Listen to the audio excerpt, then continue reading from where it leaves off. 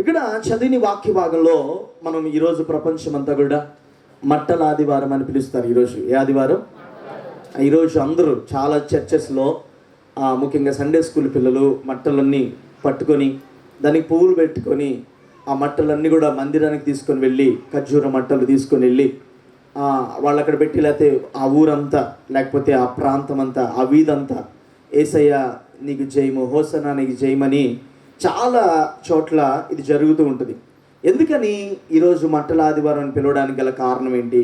ఎందుకని ఈరోజు ప్రపంచమంతా కూడా ఈ ఆదివారం ఒక పండుగగా ఎందుకు చేసుకుంటారు?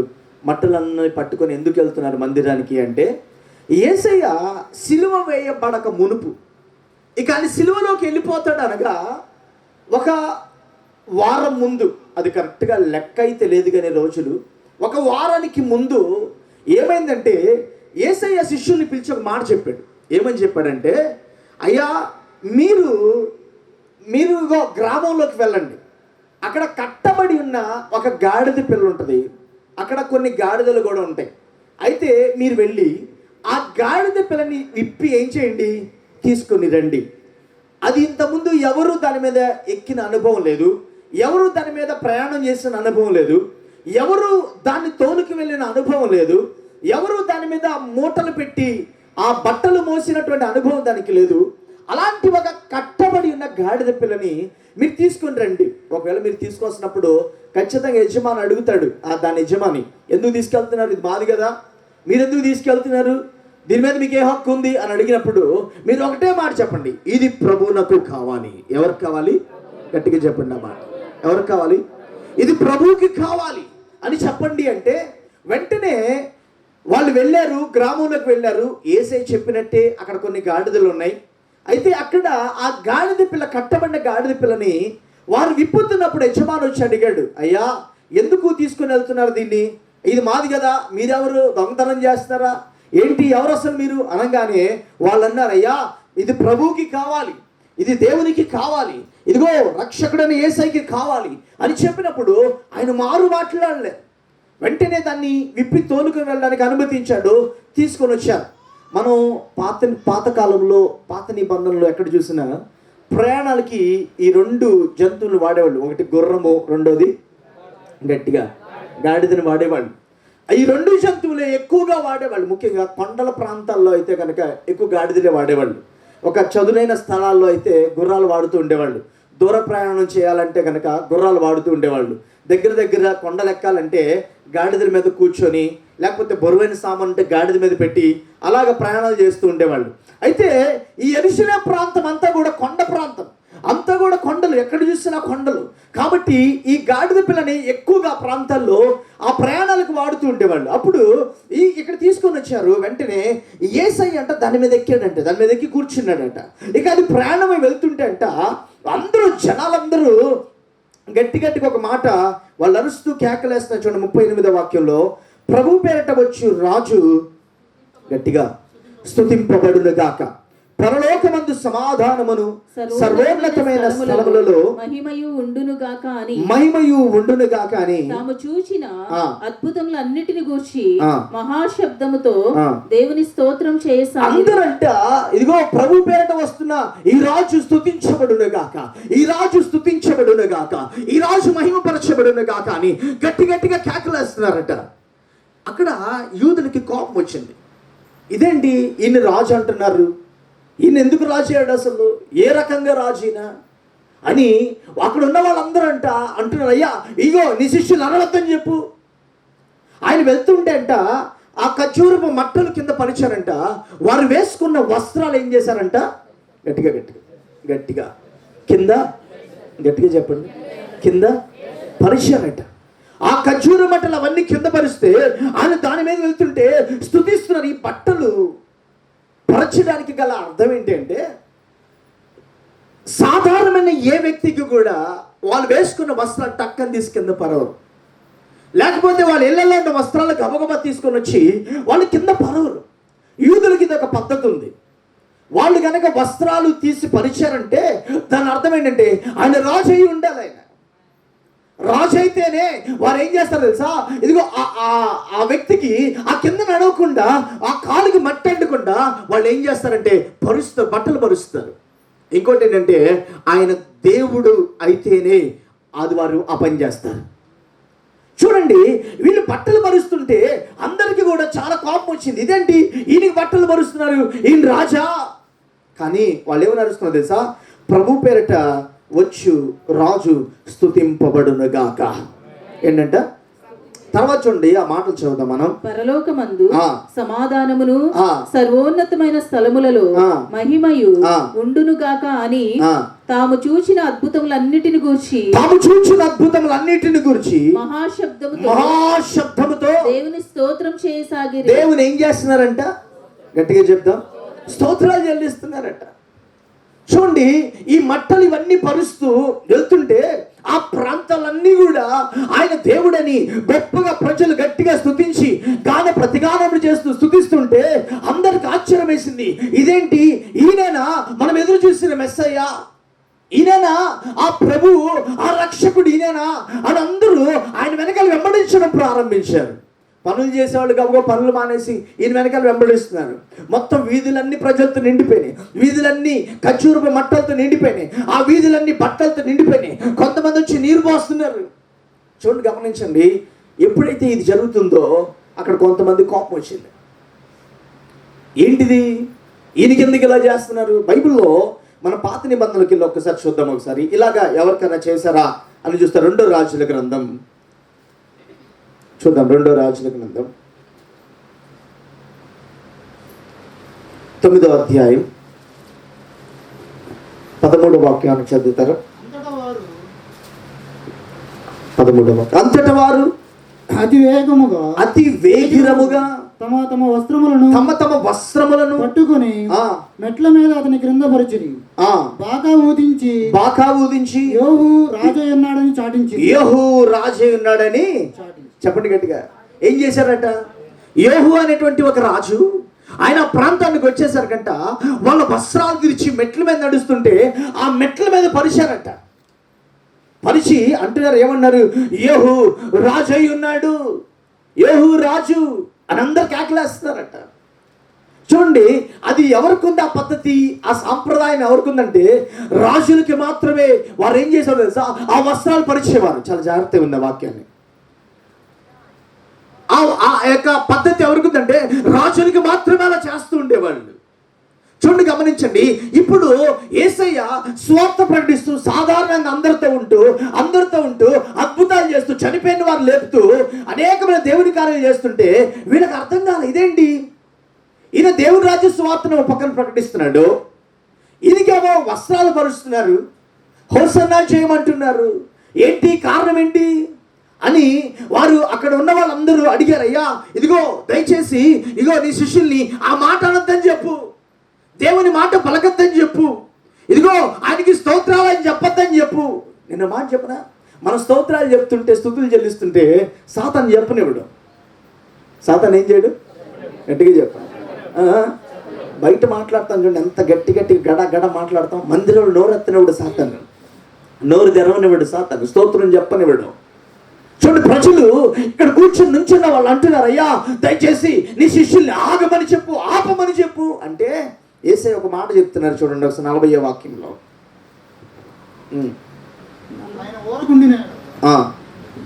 ఆయన వారిని చూచి వీరు ఊరకుండిన ఎడల ఈ రాళ్ళు కేకలు వేయునని మీతో చెప్పుచున్నాను.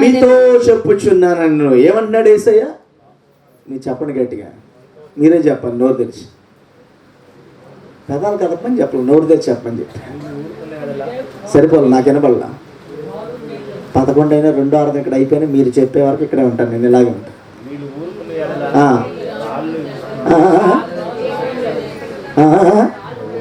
నాకు అర్థం కాదు, నాకు మళ్ళీ చెప్పాలి. కూర్చొని నేనేసి వెళ్ళిపోతూ ఉంటే ఏం ఎక్కదు బుర్రకి. చెప్పండి. మీరు ఊరుకుండి అలా ఈ రాళ్ళు ఏమేస్తాయంట? ఇంకా గట్టిగా, మీరు ఊరుకుంటే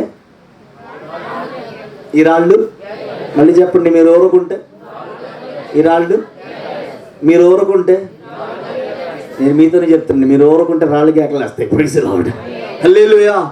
మనం ఊరకుండా అంట రాళ్ళు కేకలేసి స్తుతిస్తాయంట. ఏమండి, ఉదయాన్నే లేచి పక్షులు ఆ ఉదయాన్నే లేచి దేవుడు స్తుతిస్తున్నాయంట. అవి జీవరాశులు ఉదయాన్నే లేచి దేవుడు స్తుతిస్తున్నాయంట. అవన్నీ మనం మౌనంగా ఉంటే ఇక స్తుతించే వాళ్ళు ఎవరు లేరు అనుకోకర్లా. అందుకనే చూడండి, మీరు ఒకవేళ వీరు ఊరకుంటే, ఇదిగో నేను ఒకటి చెప్పనా, రాళ్ళు ఏం చేస్తాయి? గట్టిగా గట్టిగా గట్టిగా గట్టిగా. ఒక ప్రవక్త ఆయనంట దేవుడు చేయొద్దన్న పని చేయడానికి వెళ్తున్నాడు, గాడిదెక్కి వెళ్తున్నాడు. దేవుడు అన్నాడు, ఇగో నా బిడ్డలు శపించడానికి వెళ్ళమాకో అంటే, ఈయన లేదు లేదయా రాజు రమ్మన్నాడు, వెళ్ళాలి, వెళ్తున్నాడు. వెంటనే ఈయన చెప్పిన మాట వినట్లా. ఈయనకు అప్పటికే కళ్ళకి మందర దృష్టి వచ్చేసింది, ముసలివాడు అయిపోయాడు. వెంటనే చూడండి, వెళ్తున్నటువంటి గాడిద కుడి పక్కకి వెళ్ళిపోతుంది, ఎడం పక్కకి వెళ్ళిపోతుంది, దారిని వెళ్ళట్లా. ఈయనకి ఏం అర్థం కావట్లే, ఎందుకు తిన్నగలట్లా నువ్వు? ఆ గాడిద ముందు కత్తి దూసిన ఒక దేవుని దూత వచ్చి ఏం చేసింది? గట్టిగా, నోరు తెరవకపోతే ఏం స్తుతిస్తాయట? గట్టిగా, రాళ్ళు స్తుతించాలా? మీరు స్తుతిస్తారు ఇప్పుడు? మేము స్తుతిస్తాం. మెల్లిగా మళ్ళీ గట్టిగా చెప్పండి ఆ మాట, గట్టిగా గట్టిగా గట్టిగా గట్టిగా గట్టిగా. హల్లెలూయా. ఇది వెళ్ళిపోతుంది, అటు ఇటు వెళ్ళిపోతుంది. ఆ గాడిదను కొడుతున్నాడు ఈ ప్రవక్త. ఎందుకు అటు ఇటు వెళ్తున్నావు? వెంటనే దేవుడు దానికి నోరిచ్చాడట. అయ్యా, నేను చిన్నప్పటి నుంచి ఈ దగ్గర ఉన్నాను కదా, ఎన్ని ప్రాంతాలకు నేను తీసుకొని వెళ్ళాను, ఎప్పుడైనా ఇలా చేశానా? ఎందుకు చేసినా కనీసం ఆలోచించవచ్చు కదా. నీ కళ్ళు కనబట్ల, నా కళ్ళు కనబడుతున్నాయి. ఇదిగో మన ముందు కత్తి దూసి ఉంచిన ఒక దేవునితో ఏం చేసింది? వచ్చి గట్టిగా, నోర్లు గట్టిగా రావాలి, ఇంకా గట్టిగా. మనం చెప్పపోతే ఏమి స్తుతిస్తాయట? గట్టిగా గట్టిగా. రాళ్ళు స్తుతించాలా, మనం స్తుతించాలి. అక్కడ చూడండి, ఇంకా నోర్లు తెరవట్లా. తెరవమాకండి, మీరు తెరవమాకండి. మీ ఇంట్లో రాళ్ళు స్తుతిస్తాయి, మీరు స్తుతించదు. ఇక అద్భుతాలు ఆశ్చర్యాలు కూడా స్తుతించిన వాళ్ళకి వెళ్ళిపోతుంటాయి. చూడండి, ఆ రాళ్ళు ఇప్పుడు చూడండి, ఆ వ్యక్తి అంటున్నాడు, ఇదిగో ఎల్లు, దాన్ని చెప్పిన దాన్ని ఎల్లు. అయ్యా, ఆ గాడిద మాట్లాడుతుంటే ఈయనకి ఆశ్చర్యం వేసింది. దేవుడు దానికి నోరు ఇచ్చాడు. గాడిద మాట్లాడటం ఏంటి? మరి రామచలకి ఎందుకు మాట్లాడుతుంది? అశోకు అశోకు ఒక చిన్న రామచలక ఉండేది అశోక్ వాళ్ళ ఇంట్లో, లివర్లో. అది అరిసేది మేము వెళ్ళంగానే, అశోకు అశోకు. నాకు అర్థం అయ్యేది కాదు ఫస్ట్ ఇదేంటని. పక్షులు పక్షులు స్తుతిస్తున్న దేవుణ్ణి. దేవుడు నోరిస్తే అది ఏదన్నా మాట్లాడగలదు. Praise the lord. చేతులెత్తి గట్టిగా స్తోత్రాలు చెప్పండి. హల్లెలూయా. చూడండి, గమనించండి. ఇప్పుడు వీళ్ళు అరుస్తుంటే ప్రజలు వచ్చి అంటున్నారు, నోర్లు మేమని చెప్పండి. ఏసే అన్నాడు, వీళ్ళు గనక నోర్లు మూస్తాయి, రాళ్ళు అరుస్తే మీరు తట్టుకోలేరు. అసలు ఈ ప్రాంతంలో మీరు ఉండరు, పారిపోతారు మీరు అందరూ కూడా. ఆ శబ్దం అంత బలంగా ఉంటుంది. ఏమండి, ఒక గాలి వస్తుంది, విచిత్రమైన గాలి. ఎప్పుడు విన్నారా? అని వస్తుంది, చూసారా? అది బాగా వచ్చి వచ్చి వచ్చి కొంచెంసేపు ఆగిన తర్వాత మనకేం అర్థం కాదు చెవులకి, అవునా కదా? ఫ్లైట్లో వెళ్ళిన వాళ్ళకి ఎవరికైనా బాగా తెలుసు, ఒక లెవెల్ దాటి పైకి వెళ్ళిపోతే మనకేం వినపడదు. అదంతా గాలి, ఆ ప్రాంతంలో ఉన్న గాలి వల్ల మన చెవులన్నీ మూతపడిపోయినట్టు, ఏం అర్థం కాదు, ఏం వినపడదు. మళ్ళీ కొంచెం అనుకుంటే మళ్ళీ సెట్ అవుతుంది. చూడండి, గమనించండి. ఎప్పుడు దేవుడు ఒక వ్యక్తికి కానీ ఒక వ్యక్తికి ఒక అవకాశం ఇచ్చినప్పుడు, ఆ వ్యక్తి దేవుని స్తుతించడానికి అవకాశం ఇచ్చినప్పుడు, ఆ వ్యక్తి దేవుని ఏం చేయాలి? గట్టిగా గట్టిగా గట్టిగా చెప్పాలి, స్తుతించాలి, స్తుతించాలి. దేవుని ఆరాధించడానికి అవకాశం ఇచ్చినప్పుడు ఆరాధించాలి. దేవుడు ఏదో ఒక పని మన చేతికి ఇచ్చినప్పుడు, అది మన ద్వారా చేయాలనుకున్నప్పుడు అది మనమే చేయాలి. అది మన కుటుంబం ద్వారా జరిగించాలనుకున్నప్పుడు అది మన కుటుంబం ద్వారా జరగాలని. ఒకవేళ మనం మౌనంగా ఉంటే రాళ్ళు దేవుని స్తుతిస్తాయి. గట్టిగా సరిపోలా సరిపోలా సరిపోలా. హల్లెలూయా, హల్లెలూయా. నువ్వు మౌనంగా ఉంటే దేవుని కార్యాలు ఆగిపోవు, వేరొక దారిలో జరిగిపోతాయి. నువ్వు మౌనంగా ఉంటే వేరొక దారిలో దేవుడు జరిగించేస్తాడు. ఈ మాట ఎవరు చెప్తారు తెలుసా? యేసయ్య అంటున్నాడు, మీరు మౌనంగా ఉంటే ఇంకో దారిలో జరుగుతాయి. మొదటిగా ఎస్తేరుకు మాట చెప్పాడు, ఈ టైంలో నువ్వు మౌనంగా ఉంటే ఏమవుతుంది? యూదుల విషయంలో ఏమవుతుంది? గట్టిగా వేరొక దారి దేవుడు చూసేసుకుంటాడు. ఈ టైంలో నేను ఎందుకు రాణిగా పెట్టాడో తెలుసా? ఎందుకు రాజుగా పెట్టాడో తెలుసా? ఎందుకు రాజు సింహాసనం మీద పెట్టాడో తెలుసా? రాజరికం ఎందుకు ఇచ్చాడో తెలుసా? నీకు ఇచ్చిన పని నువ్వు చేయాలి.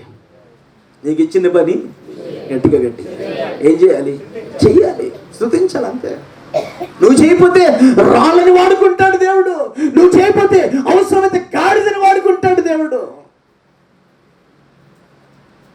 ఢిల్లీలో ఒక పాస్టర్ గారు సాక్ష్యం చెప్తారు. నాకు చాలా ఆశ్చర్యం. నేను ట్రాన్స్లేషన్ చేస్తున్నప్పుడు ఆయన వాక్యంలో చెప్పారు ఈ మాట. వాళ్ళ మందిరంలో ఒక విశ్వాస దేవుడు మాట్లాడిన సేవకుడు ఆకలికి అలమటిస్తున్నాడు, వెళ్ళి ఆయనకి ఆహారం పెట్టరా అని చెప్పారంట. వాళ్ళు వెళ్ళిన మొదటి దినాలు, సేవలోకి వెళ్ళిన మొదటి దినాలు, కేరళ నుంచి పాప వాళ్ళు ఢిల్లీ వెళ్ళారు. ఇంకా ఢిల్లీ ఎంత కష్టంగా ఉంటుందో మీకు తెలుసు. అక్కడ అద్దెలు కానీ అన్నీ కూడా చెప్తుంటే ఈయన వెళ్ళిపోయాడంట, ఆఫీస్కి వెళ్ళిపోయాడు, పట్టించుకోలేదట. అయితే ఈయనకి అప్పుడు తెలియదు, ప్రభా ఏంటయ్యా ఆకలి చేస్తుంది, నా భార్య పిల్లలు, నా చిన్న పిల్లలు ఉన్నారు, వాళ్ళని పెట్టాలి ప్రభా అని ప్రార్థన చేస్తా కూర్చున్నాడట. ప్రార్థన చేసేసి మంచం ఎక్కాడంట. మంచం మీద పడుకుంటే ఆ మంచం కోడ్ దగ్గరంట ఏదో టక్ టక్ అని కొడుతున్న శబ్దం వినబడుతుందంట. ఇదేంటి సౌండ్ వస్తుంది మంచం దగ్గర అని పడుకున్న వ్యక్తులు చూస్తే ఒక ఎలక ఆ మంచాన్ని కొడుతుందంట, ఆ కాలుని కొడుతుందంట. ఏంటి మంచంకి ఎలక కొడుతుంది, ఈ నెలగా చంపాలి టక్కని దిగేలోపు దాని చేతుల్లో దాని నోట్లో 100 రూపాయల నోటు ఉందట. అది అలా విడిచిపెట్టి వెళ్ళిపోయిందంట. దాన్ని వెంటనే దాన్ని తీసుకెళ్ళి గబగబ దేవుని స్తుతించి వాళ్ళ ఇంట్లో వాళ్ళందరికీ ఆహారం పెట్టాడంట ఆయన. ప్రైజ్ లార్డ్, హల్లెలూయా. హెన్రీ జోసెఫ్ గారు అని దైవజనులు చెన్నైలో మహన్నత బైబిల్ కాలేజ్ ఫౌండర్. ఆయన పేరు యాక్చువల్గా నాకు పెట్టింది కూడా. అయితే ఆయన మొదటి దినాలు, ఆయన పరిచయం మొదటి దినాల్లో ఈయన కరపత్రికలు పట్టుకొని ఇంటింటికి వెళ్ళేవాడట, కరపత్రికలు పంచడానికి వెళ్తుంటే ఒకరోజు ఇంట్లో ఉండి వెళ్ళట్లేదట. దేవుడు అన్నాడట, నిన్ను పిలిచినందుకు బయటికి వెళ్ళి సువార్త చేయమని కదా, నువ్వు వెళ్ళిపో, నీకు ఇంకా సంఘం లేదు ఏం లేదు, ఇంట్లో కూర్చున్నావు ఏంటి పద అంటే కరపత్రికలు పట్టుకొని అలా వెళ్తున్నాడంట. ఆయన బయటికి వెళ్తూ ఒక మధ్యాహ్నం వరకు మంచి ఎండ, చెమటలు గారిపోతున్నాయంట ఆయనకి. కారిపోతుంటే ఆ కరపత్రిక పట్టుకొని అలా వెళ్ళి, అయ్యా దేవుని నమ్ముకోండి, దేవుని రాజ్యం సమీపంగా ఉందని చెప్తుంటే ఒక మధ్యాహ్నం పూట ఒక చెట్టు కింద అలసిపోయి నీళ్లు లేక, ఆహారం లేక, ఆకలేస్తే చేతులు డబ్బులు లేక అలా కూర్చున్నాడంట. ఆయన అలా కూర్చుంటే వెంటనే అక్కడ ఎవరో ఒక ఆయన దూరం నుంచి చూసి, నేను చాలాసేపు నుంచి చూస్తున్నా, నువ్వు కరపత్రికలు పంచుతున్నావు, మంచి పని చేస్తున్నావు, దేవుడు నేను దీవించును గాక అని అన్నాడంట. అన్నం తిన్నావా అన్నాడట. లేదండి తినలేదండి, ఇప్పుడు వెళ్ళిపోతాను, ఇంటికి వెళ్ళిపోతాను, బయలుదేరాను, బాగా అలసటగా ఉంది, మంచి నీళ్ళు తాకని దొరికితే తాగి వెళ్దాం, ఎండాకాలం కదా అని అంటే సరే అని చెప్పి రండి నాతో పాటు రండి అని మంచి హోటల్ తీసుకెళ్ళాడట. తీసుకొని వెళ్తే ఆయనకి భోజనం ఆర్డర్ చేశాడు, ఈయన భోజనం పెట్టుకున్నాడు, ఈయన తినట్లేదట. మీ పేరేంటంటే నా పేరు హెన్రీ జోసెఫ్ అన్నారంట. ఆయన అన్నారంట, అదేంటి తినట్లేదు, అన్నం తినట్లేదండి నువ్వు, ఏమైంది అంటే, అయ్యా నేను తినేస్తా ఇప్పుడు బాగానే ఉంది, కానీ నా భార్య ఇంట్లో ఉంది, ఆమె ఏం తినలేదు, నేను ఏమైనా తీసుకెళ్తేనే తినాలి, నువ్వు అద్భుతం చేయవా అని ఆయన మనసులో ప్రార్థన చేసుకుంటా ఆ మాట చెప్పాడంట ఆయనకి. అంటే అప్పుడు ఈయన అన్నాడంట, అయ్యా మీరేం కొనిచ్చద్దు, దీంట్లోనే సగం నేను తీసి పెట్టుకున్నాను అన్నాడంట. ఆయన నవ్వి, ముందు మీరు కడుపు నిండా తినండి, మీ భార్యకి ఎంత కడుపు నిండా పెట్టాలో నేను చూస్తాను అని చెప్పి మొత్తం ఆయన కడుపు నిండా తిన్నాక ఆ 4-5 రోజులు సరిపడా ఆహారానికి అప్పుడు హోటల్లో తీసుకొని మిగతాది కావాల్సినంత చేతిలో డబ్బులు పెట్టి ఆయన పంపిస్తే ఆయన వెళ్ళి వాళ్ళ భార్యకి ఆహారం పెట్టి 3-4 రోజులు పోషించబడి బయటికి వెళ్ళి కరపత్రిక పరిచయం చేసి అలా కష్టపడి సేవ చేసి ఈరోజు 200 ఆశ్రమాలకి, అనాథి పిల్లల ఆశ్రమాలకి ఒక తండ్రిగా దేవుడు చేశాడు ఆయన. ప్రైజ్ లార్డ్, హల్లెలూయా. 2000 సంఘాలకి కాపరిగా చేశాడు ఆయన. Praise lord. 8 బైబిల్ కళాశాలకు ఫౌండర్గా చేశాడు దేవుడు ఆయన్ని. Praise Lord, praise Lord. నేను మాట చెప్పనా, మనం మౌనంగా ఉంటే దేవుడు ఇంకొక దారి తెరుస్తాడు, ఇంకొక ద్వారా వాడుకుంటాడు. నీకు ఇచ్చిన పని నువ్వు హోసన్నా, ఇదిగో నువ్వు దేశయ్యా, నువ్వు మహిమపరచబడాలి అని కనుక నువ్వు అడిగేస్తే నీ కుటుంబం నుంచి ఆశీర్వాదం బయటకు వస్తుంది. ఇక్కడ యేసు అదే అంటున్నాడు, ఇదిగో వీళ్ళు కనుక మౌనం అయిపోతే ఇంకో దారి వస్తుంది. ఏంటి తెలుసా? రాళ్ళు స్తుతిస్తాయి నన్ను, రాళ్ళు గనపరుస్తాయి నన్ను, రాళ్ళు స్తుతిస్తాయి, రాళ్ళు గనపరుస్తాయి. ఈరోజు వాక్యం విని మనం గమనిద్దామా? ఇదిగో మనకి ఇవ్వబడిన అది ఏ పనైనా, స్తుతించే ఆరాధన అయినా. చూడండి, కొంతమంది స్తుతించే ఆరాధన మౌనంగా నుంచుంటారు. ఆరాధన ఎందుకు మౌనంగా నుంచోడానికి?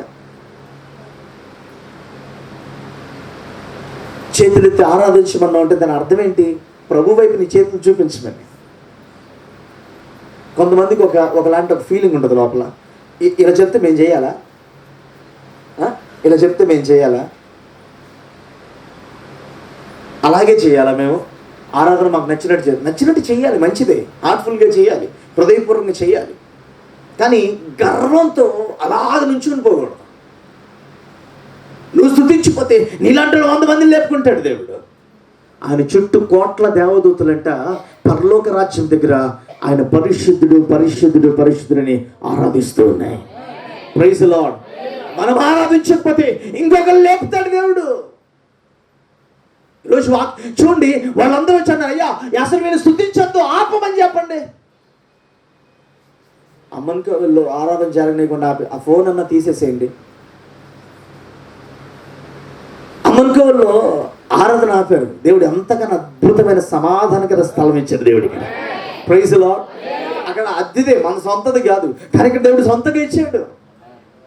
చూడండి, గమనించండి, ఎప్పుడన్నా దేవుడు మనకు ఒక అవకాశం ఇచ్చినప్పుడు దాన్ని మనం బహుబలంగా దాన్ని వాడుకోవాలి. నేను ఎప్పుడు మన యవనస్తులు చెప్తుంటా, ఆదివారం సాయంకాలం రాత్రి నువ్వు ఇంటికి వెళ్ళేటప్పుడు నువ్వు చెమటలు బట్టి ఇంటికి వెళ్ళాలి, అలిసిపోయి ఇంటికి వెళ్ళాలి, సొమ్మసిల్లి ఇంటికి వెళ్ళాలి. అప్పుడే నువ్వు ఒక దినమంతా ప్రభుని ఆరాధించినట్టు. ఆయన సన్నిధిలో ఒక్క దినము గడుపుట గట్టిగా 2 గంటల ఆరాధన అవ్వగానే ఎక్కువ ఫీల్ అయిపోతారు కొంతమంది. అమ్మో టైం అయిపోయింది, వెళ్ళిపో. నేను ఒక అరగంట కూర్చొని స్త్రీలను ప్రార్థన చేయమని కొంతమంది అడిగితే వెళ్ళిపోవాలి, టైం అయిపోయింది, వెళ్ళిపోవాలి. ఎప్పుడు ఒక లిమిటేషన్ వేసుకొని కూర్చోద్దు, ఒక హద్దులు వేసుకొని కూర్చోద్దు దేవుని విషయంలో.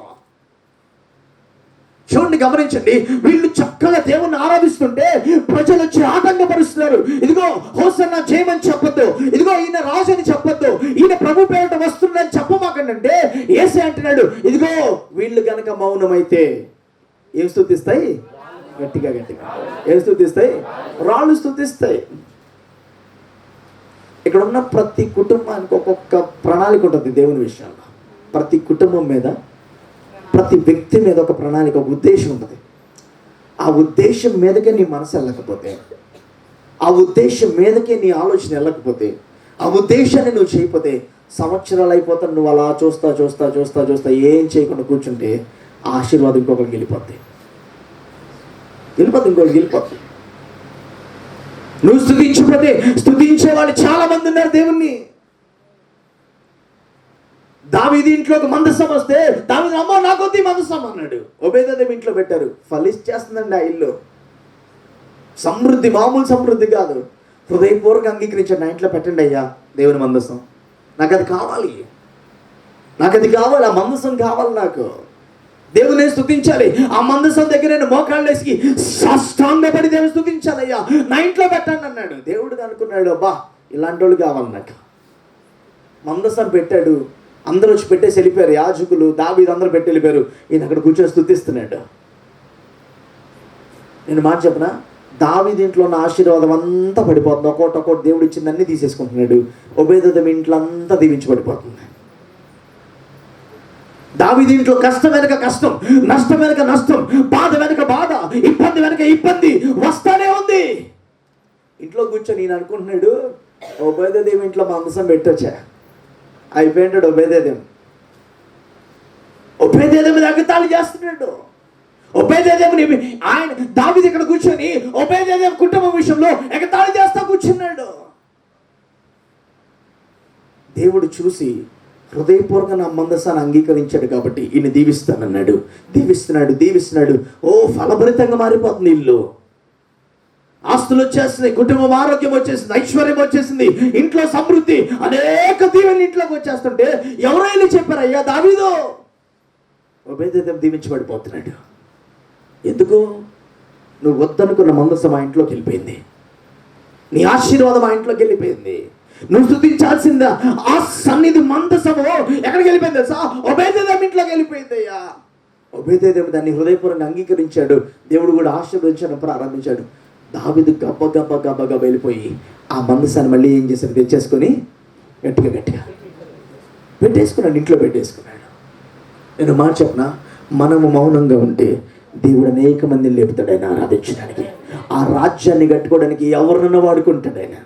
Praise Lord, praise Lord. ఒక దైవజనుడికి లేదా ఒక ప్రవక్తకి బుద్ధి చెప్పడానికి ఒక గాడిదను వాడుకున్నాడు దేవుడు. ఏలియాని పోషించడానికి కాకిని వాడుకున్నాడు దేవుడు. ఈరోజు ఒక మాట చెప్పనా, మన కొరకు సిద్ధపాటు చేసి ఉంచిన ఆశీర్వాదాన్ని మనం మాత్రం అనుభవించాలి. మన కొరకు సిద్ధపాటు చేసి ఉంచిన ఆరాధన మనమే ఆయన ఆరాధించి దేవుని మహిమపరచాలి. మన కొరకు చేసిన ప్రణాళిక మన ద్వారానే అది జరగాలి, మన కుటుంబం ద్వారా జరగాలి. ఒకళ్ళు నిన్ను పరిచర్యలో పెట్టాడు దేవుడు, ఆ పరిచర్య నీ ద్వారానే జరగాలి. ప్రైజ్ లార్డ్, ప్రైజ్ లార్డ్, హల్లెలూయా. ఒకళ్ళు ప్రార్థన గుంపులో నిన్ను పెట్టాడు దేవుడు, అది నీ ద్వారానే జరగాలి. లేదు నాకు టైం ఉండట్లా, నాకు కుదరట్లేదు, నన్ను వాళ్ళు ఆ మాట అంటున్నారు, వీళ్ళు ఆ మాట అంటున్నారు, నన్ను వాళ్ళు ఎగతాలు చేస్తున్నారు, వీళ్ళు ఎగతాలు చేస్తున్నారని వెళ్ళిపోయి అనుకోండి, ఆ ప్లేస్లో ఇంకొకరు పెడతాడు దేవుడు. ఆయన పని ఏం ఆగదు. కానీ ఇంకో మాట చెప్పనా, నీ మీదకి నీ పిల్లల మీదకి రావాల్సిన ఆశీర్వాదం అంతా వాళ్ళకి వెళ్ళిపోతాయి. రేపు అప్పుడు కూర్చొని బాధపడతా ఏడుస్తూ ఉండడం కాదు. ఈరోజు యేసు అంటున్నాడు, వీళ్ళు కనుక మౌనమైతే ఏం స్తుతిస్తాయి? గట్టిగా గట్టిగా చదవండి, ఆ మాట చదువుదాం ఒకసారి. ఆయన వారిని చూచి మీరు ఊరకుండిన ఎడల ఈ రాళ్ళు కేకలు వేయునని మీతో చెప్పుచున్నానని. 39వ వాక్యం చూద్దాం. ఆ సమూహములో ఉన్న కొందరు పరిసయ్యులు బోధకుడా నీ శిష్యులను గద్దింపుమని. చాలు ఒక నిమిషం. ఇక్కడ నీ శిష్యులు ఏం చెయ్యి? గట్టిగా చెప్పాలి, గట్టిగా చెప్పాలి, ఇంకా గట్టిగా చెప్పాలి. సరిపోలేదు, ఇంకా గట్టిగా, ఇంకా గట్టిగా గద్దించాలి. ఎందుకు గద్దించాలి? అసలు వాళ్ళు ఏం తప్పు చేస్తాను గద్దించాలి? దేవుని కొరకు పరుగులు తీస్తుందని గద్దించాలా? దేవుని ఆరాధిస్తున్నందుకు గద్దించాలా? హోసన్నా చేయమనందుకు గద్దించాలా? దేవుని పేరట వచ్చేవాడు స్తుతించబడును గాక అనందుకు గద్దించాలా? ఈ పరిసయ్యులు ఎప్పుడు ఎలా ఉంటారంటే, ఈ పరిసయ్యులు ఎప్పుడు యేసయ్యని ఇబ్బంది పెట్టాలి. వాళ్ళు ఎలా అంటే వాళ్ళ జ్ఞానం వాడి యేసయ్యని పడేయాలి. వాళ్ళు వేసే క్వశ్చన్స్ ఎలా ఉంటాయంటే, మీరు పరిసయ్యులు అడిగిన క్వశ్చన్స్ అన్ని మీరు ఎక్కడన్నా బైబిల్ చదివినప్పుడు చూడండి, యేసయ్యని ఇబ్బంది పెట్టే క్వశ్చన్స్ అడుగుతారు. ఒకసారి శనివారం సమాజ మందిరంలో యేసే స్వస్థపరిస్తే, అయ్యా ఈరోజు ఏ అద్భుతం చేయకూడదుగా, ఎందుకు ఈరోజు చేసావు, ఈరోజు విశ్రాంతి దినం కదా అంటే యేసే అన్నాడు, నీ గొర్రె ఒక గుంటలో పడిపోద్ది, శనివారం అని తీయకుండా ఉంటావా అన్నాడు యేసయ్య. ఎందుకు తీయకుండా ఉంటావయ్యా, పడిపోయిందని తీయ. మరి ఈ వ్యక్తి కూడా పడిపోయి కొన్ని సంవత్సరాలు అయిపోతుంది, నడుము వంగిపోయి కొన్ని సంవత్సరాలు అయిపోతుంది. ఈ వ్యక్తిని కూడా నేను బాగు చేయడంలో తప్పేమి లేదన్నాడు ఆయన.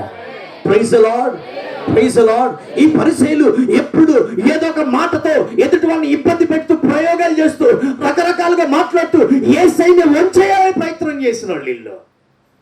యేసయ్య ప్రతి దానికి ధీటుగా చెప్పాడు సమాధానం పరిసయ్యులకి. పరిసయ్యులు యేసయ్యని ఇబ్బంది పెట్టినట్టు మిగతా వాళ్ళు ఒక 2-3 తెగలు వాళ్ళు ఇబ్బంది పెట్టినట్టు ఎవరు యేసయ్యని ఇబ్బంది పెట్టలే. ఆయన 33.5 సంవత్సరాల్లో 33.5 సంవత్సరాల సేవలో పరిసయ్యులు చాలా ప్రశ్నలతో ఆయన ఏం చేశారు? ఇబ్బంది పెట్టారు. కానీ యేసయ్య ఎక్కడ మౌనంగా ఉండాలా? చూడండి అంటున్నారు, నిన్ను ఆరాధించే వాళ్ళు అయ్యా నువ్వు గద్దించు. ఎందుకు గద్దించారు ఆరాధించే వాళ్ళని? నేను మెస్సయ్య వాళ్ళు తెలుసుకున్నారు, నేను రక్షకుడిని వాళ్ళు తెలుసుకున్నారు, నేనే ఇదిగో యేసుక్రీస్తు ప్రభు అని తెలుసుకున్న, అభిషక్తుడని తెలుసుకున్న. వాళ్ళు ఎందుకు గద్దించాలి? తెలియనోండి కదా గద్దించాల్సింది. ఇంకా ఆ తెలివితేటలు రానోండి కదా గద్దించాలి. ఇంకా దేవుళ్ళు నడవనోండి కదా గద్దించాలి. ఈయన ఎందుకు గద్దించాలి? చూడండి, యేసు అన్నాడు, ఒకవేళ మీరు ఇంకా ఎక్కువ మాట్లాడితే వీళ్ళు మౌనం అవుతారు, రాళ్ళు ఏం చేస్తాయి? దేవుణ్ణి గట్టిగా గట్టిగా గట్టిగా గట్టిగా చెప్పండి. రాళ్ళు ఏం చేస్తాయి? గట్టిగా. నువ్వు స్తుతించకపోతే ఇంకొకరు స్తుతిస్తారు, నువ్వు దేవుని కొరకు నిలబడకపోతే ఇంకొకరు నిలబెడతాడు దేవుడు. చాలా టైం ఇస్తాడు దేవుడు. నిలబడతావా నిలబడవా, నిలబడతావా నిలబడవా, నిలబడతావా నిలబడవా. ఇక నువ్వు ఎంత చెప్పినా నిలబడకపోతే ఇంకొకరు నిలబెడతాడు దేవుడు. చూడండి, గమనించండి. ఇప్పుడు యేసు అన్నాడు, తర్వాత వాక్యం చదువు 41వ వాక్యంలో, ఆయన పట్టణమునకు సమీపించినప్పుడు దానిని చూచి దాని విషయమై ఏడ్చి నీవును ఈ నీ దినమందైనను సమాధాన సంబంధమైన సంగతులను తెలుసుకుని నీకెంతో మేలు కానీ ఇప్పుడు అవి నీ కన్నులకు మరుగు చేయబడి ఉన్నవి. ప్రభువు నిన్ను దర్శించిన కాలము నీవు ఎరగకుంటివి గనుక నీ శత్రువులు నీ చుట్టూ గట్టు కట్టి ముట్టడి వేసి అన్ని ప్రక్కలను నిన్ను అరికట్టి నీలోనున్న నీ పిల్లలతో కూడా నిన్ను నేల కలిపి నీలో రాతి మీద రాయి నిలిచియుండనీయని దినములు వచ్చునని చెప్పారు. చూడండి, ఇప్పుడు ఆయన స్తుతిస్తూ వెళ్తే ఆయన ఎదురుగా పట్టణం కనబడింది. యెరూషలేం పట్టణం. ఏం కట్టణం? గట్టిగా ఏం కనబడింది? అది చూడంగానే యేసు ఏడ్చాడంట. ఏం చేశాడంట? గట్టిగా ఏ పట్టణాన్ని చూసి? గట్టిగా పట్టణాన్ని చూసి ఏడ్చంటున్నాడు. ఇదిగో నీవును ఈ నీ దినమందైనను సమాధాన సంబంధమైన సంగతులు తెలుసుకుని వెళ్ళా నీకు మేలు. ఇప్పుడు యేసే మాట్లాడుతున్నాడు. ఏమని తెలుసా?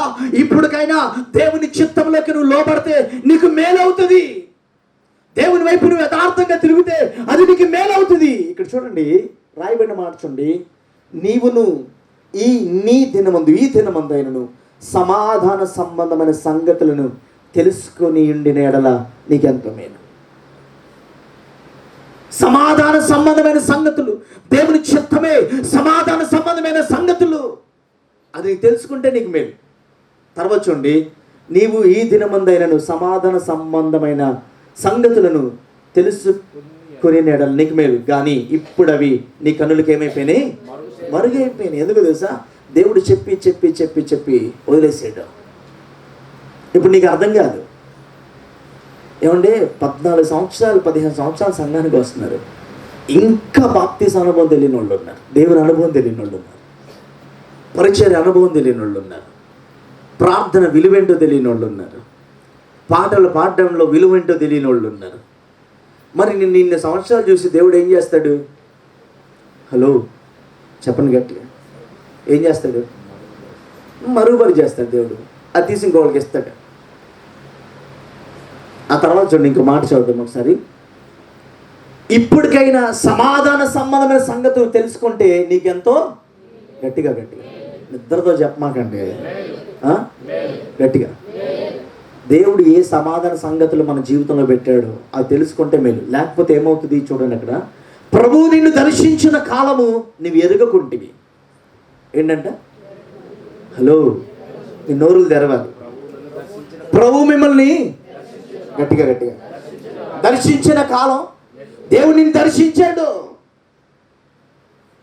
కానీ నువ్వు ఎరగల దేవుణ్ణి. ఆయన చిత్తం చేయమని నిన్ను వెంటాడాడు ఆయన, కానీ నువ్వు ఆయన మాట వినలా. ఆయన నిన్ను దర్శించిన కాలం నువ్వు పక్కన పడేసావు. దేవుణ్ణి పూజలు చేసుకున్నావు, విగ్రహారాధన చేసావు, ఆచార భక్తి చేసావు, మాంత్రికులు ఇంటికి పిలిపించుకున్నావు, దేవునికి అయిష్టమైన పాపంలో తిరిగావు. ఆయన నిన్ను పిలిచినప్పుడు నువ్వు ఆయన పట్టించుకోరా, ఆయన నిన్ను దర్శించినప్పుడు నువ్వు ఆయన పక్కన పెట్టావు.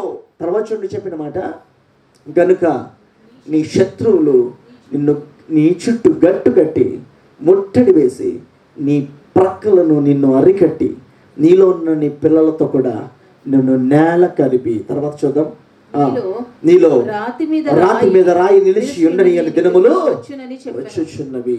చూడండి ఎంత భయంకరంగా వేసే చెప్తున్నాడు.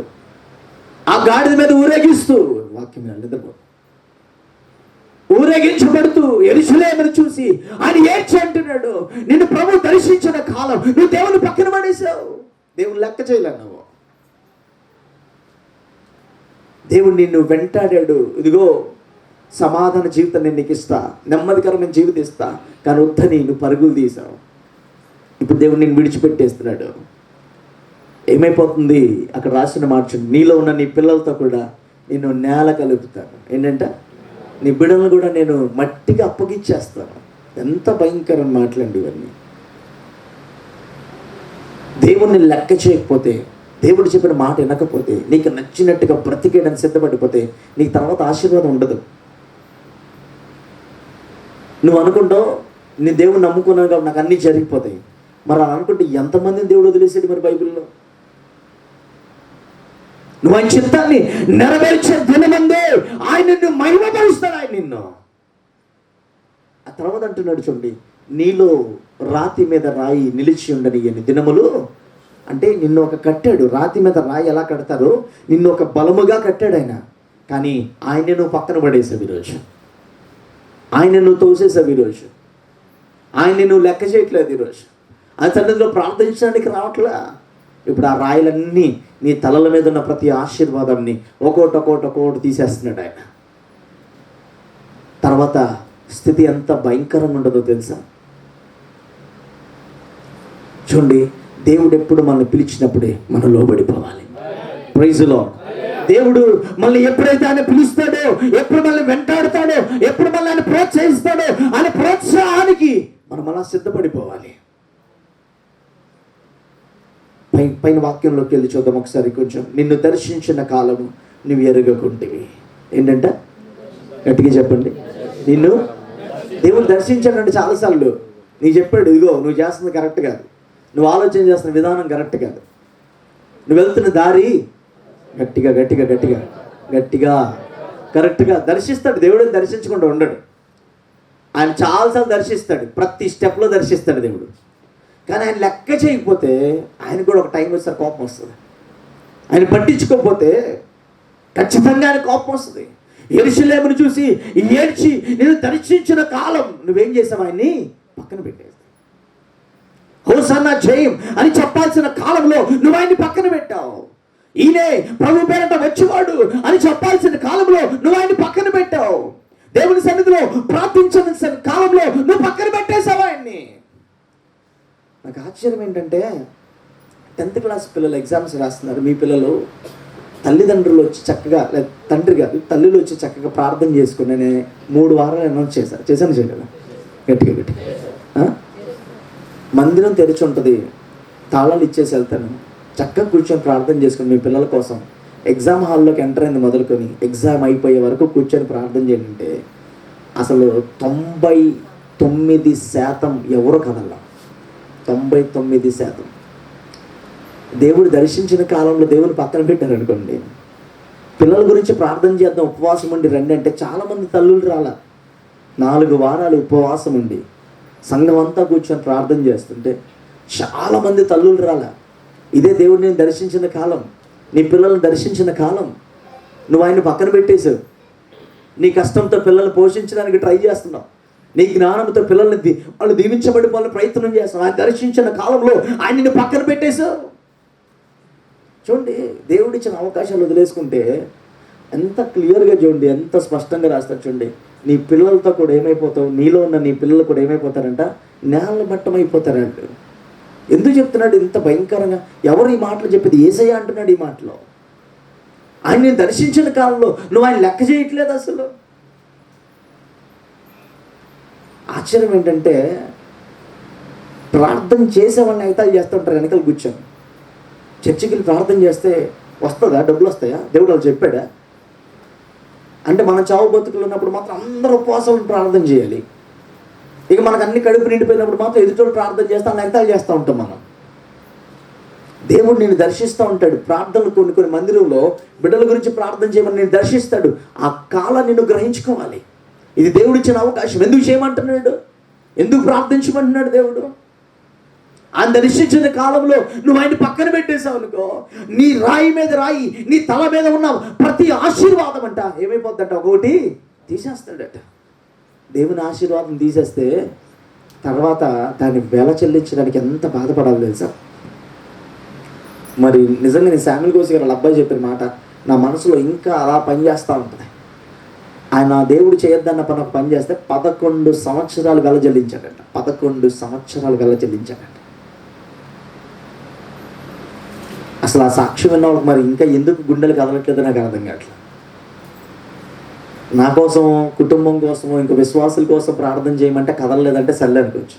నీ బిడ్డల గురించి నువ్వు ప్రార్థన చేయడానికి రామ్మ అన్న కూడా చాలామంది తల్లులు, ముఖ్యంగా శరణం బట్టి ప్రక్కన ఉన్న వాళ్ళల్లో 98% విల్లకనర్లో ఉన్న వాళ్ళు చాలామంది పిల్లల గురించి, మీ పిల్లల గురించి ప్రార్థన చేసుకోమంటే కదలని తల్లులు ఉన్నారు చాలామంది. దేవుడు నేను దర్శించిన కాలం నువ్వు పక్కన పెడుతున్నావు, జాగ్రత్త. దేవుడు నేను హెచ్చరించిన కాలంలో నువ్వు పక్కన పెట్టేస్తున్నావు ఆయన మాటని, జాగ్రత్త. దేవుడిని హోసన్నా నీకు జయము కలుగును గాక అని స్తుతించాల్సిన కాలంలో, ప్రభు పేరట వస్తున్నవాడు స్తుతింపబడును గాక అని ఆరాధించాల్సిన కాలంలో నువ్వు ఆయన పక్కన పెడుతున్నావు. పరిశీలనలాగా ఆయన ఎగతాళి చేస్తూ, ఆయన మాటలు ఎగతాళి చేస్తూ, ప్రార్థన చేసే వాళ్ళని ఎగతాళి చేస్తూ, ప్రభువుని ఎగతాళి చేస్తూ, ఆయన మందిరాన్ని ఎగతాళి చేస్తూ, ఆయన చిత్తాన్ని ఎగతాళి చేస్తుంటే దేవుడు చూస్తూ మౌనంగా ఊరుకోడు. జాగ్రత్త. ఆయన స్తుతించే టైంలో స్తుతించు, నిన్ను గొప్పగా కనపరుస్తాడు. ఆయన మాట ఎప్పుడు చెప్పినా లోబడు. నిన్ను నీ తల మీద ఒక్కొక్క రాయి పెంచుకుంటూ వెళ్తాడు. ఆయన నీ పిల్లల్ని దేవుడు దీవిస్తాడు. హల్లెలూయా, హల్లెలూయా. ఆయన నిన్ను దర్శించిన కాలంలోనే నువ్వు ఆయన మాటకు లోబడు. లేకపోతే చేయి విడిచిపెట్టాడా, తర్వాత నువ్వెంత ఏడ్చినా ఉపయోగం ఉండదు. తల ఉంచుదాం, ప్రార్థన చేసుకుందాం.